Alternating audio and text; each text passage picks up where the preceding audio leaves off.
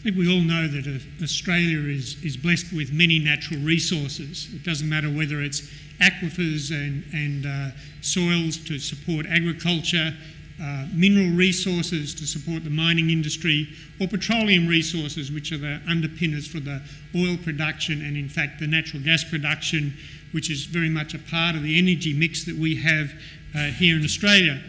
And the challenge, and it's almost like banal to say, the challenge for us is how do we choose to use those resources that we've been gifted as a part of Australia? What's the right priority, and how do we as a society make those decisions to get the balance right, so that when we look at our children and grandchildren, we can look them in the eye and say, with the knowledge we knew at the time, we made the best possible solution, and we thought about not today, but also what the impact of that's going to be for future generations. So I think this topic that we're talking about today, about the social licence to operate, is one that, yes, is drawing a lot of headlines for coal seam gas, but is actually a very important one for consideration of a conference such as the ABARES Outlook Conference, about how we as Australians want to take use of those resources, but also do it in the right context. So what I'd like to do is talk a little bit more focused, of course, on natural gas, and explore what that means in terms of footprint on the regional areas where we're very active, and also the social context that goes with that. Now, of course, coal seam gas, and I'm surprised I actually have to repeat this many times, but is in fact, natural gas comes from 4 types of rocks. It comes from sandstone, it comes from carbonates, it comes from coal, and it comes from shale.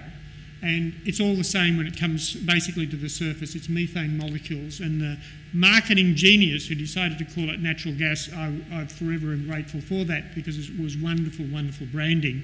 But it is methane at the surface that we burn, and is one of the lowest carbon footprint energy fossil fuels that we can use today. So we just need to talk about it, about how this all works with the regional areas. Keep in mind, natural gas production in Australia has been going on for just over half a century. So it's not a new surprise. Gas wells on a farm are things that have been there for a very, very long time. So key messages today are really, coal seam gas, it is already transforming Australia. It's not something in the future, it is here now, and you saw some of the slides from Peter of what that means.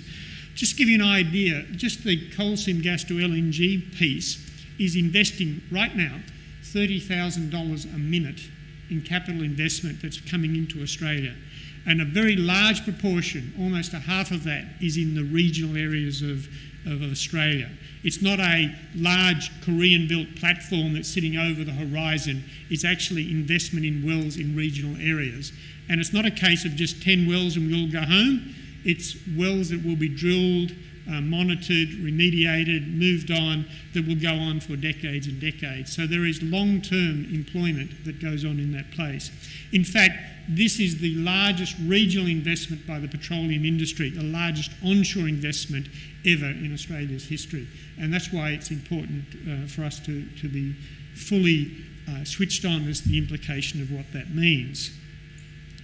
It's a 21st century technology, and there's a number of aspects to that. One is environmentally. It is the lowest cost way that we can reduce our carbon footprint, is to increase the use of gas-fired electricity. It runs at about 53% of the carbon emissions from a coal-fired plant. It's here today, ready now to be utilised. And it fits into, I think, a very important energy mix that we have in Australia. It's one part of the solution, it is not the only solution. And yet, in terms of a 21st century resource, when you look at the resource, it's multiple uses of the same resource. And I think in the 21st century, that's an important thing for us to do. You do get water from coal seam gas, and we don't not the end users. So we make it available for irrigation, we re-inject it, we make it available to towns to use that water. So it's a utilisation of that resource. Of course we get the gas, and then you still have the coal for future use for the next generations to come along. And I think in the world of the 21st century, multiple uses of single assets is the theme that we need to pursue. And then, of course, when it's all over, you take away the wells, you go back to whatever the original use of the land was, whatever the agricultural or community use of that land was. So it is a very much fits well with the 21st century. And of course, none of this is achievable without the support of the community that we need to keep them switched on with. So a little bit about, well, what's all the fuss about? And we saw some numbers from Peter, but this is just the east coast of Australia that I'm talking to. And you can see already today, 85% of the natural gas in eastern Australia is in coal seam gas. And by far the largest proportion of that is in Queensland, with still the New South Wales side of it to properly reach exploration and the development phase of that. The other interesting thing is to look at the gas production, and it is a little over a third of the natural gas in eastern Australia is already coming from coal seam gas. So you're probably burning methane molecules, natural gas in Canberra that have come from coals as they work their way through the pipe system. Queensland is already an exporter of gas to southern states and territories such as here in Canberra and New South Wales. So it's a very, very important industry as of today. But what about the scorecard? Because it's not as simple as just reserves and production. And I kind of collected some data and just put it all together on one page, and it covers a number of different areas. We've talked about it being 1/3 of Australia's natural gas.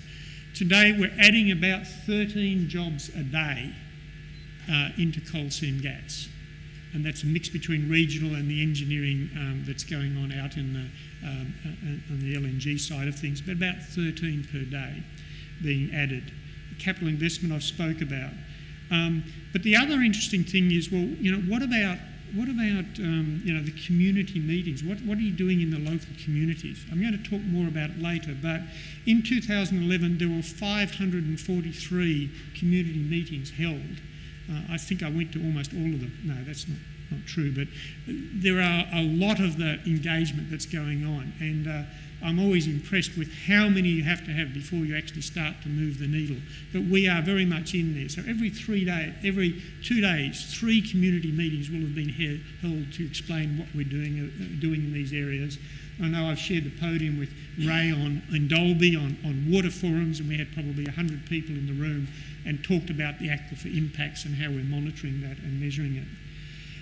The contributions, it's $1 million a week to local communities. That's not a spend, that's not the taxes, that is the sponsorships of rugby teams, it is the foundations put in there, the charitable donations, the 100+ hours of helicopter time that's donated to communities for the use of medical evacuations, or indeed in things like the floods that are going on in parts where the coal seam gas people are active. So we understand as an industry that's an important part of what we're about. We've all done that with the production in 2000 of the princely amount of gas, of water of 16 gigalitres. And that's about equivalent to a few thousand hectares of cotton farms that you would use on that area. So for me that is a very small and very manageable figure as of 2011 to produce 1/3 of Eastern Australia's gas. That number will go up, yes it will, but just to put it in context, and to produce 16 gigalitres of water, we have in place and monitor 686 water bores. We have to monitor every spring within 70 kilometres of our activities in Queensland and report back on a quarterly basis to the governments to make sure we understand what's going on in the aquifers, what the impact is, and so forth.